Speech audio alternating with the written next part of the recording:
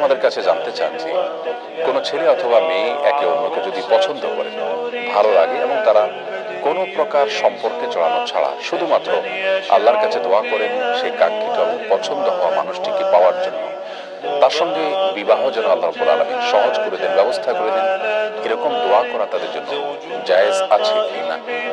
এই প্রশ্নের উত্তরে আমরা সহিহ মুসলিমের একটি হাদিস উল্লেখ করতে পারি, যেখানে প্রিয় নবী সাল্লাল্লাহু আলাইহি সাল্লাম ইরশাদ করেছেন, লা ইয়াজালু ইস্তাজাবু লিল আবদ মা লাম ইয়াদউ বিইসমিন আও কাতিআতি রাহমিন মা লাম ইস্তাজিল। অর্থাৎ বান্দার দোয়া আল্লাহ রাব্বুল আলামিন ততক্ষণ পর্যন্ত কবুল করতে থাকেন যতক্ষণ না সে কোনো পাপের কাজের জন্য দোয়া না করে এবং আত্মীয়তার সম্পর্ক ছিন্ন করার জন্য দোয়া না করে এবং তাড়াহুড়ো না করে।